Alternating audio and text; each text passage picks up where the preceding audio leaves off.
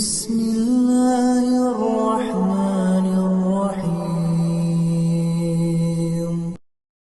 من جاء بالحسنة فله خير منها وهم من فزع يومئذ آمنون. ومن جاء بالسيئة فكبت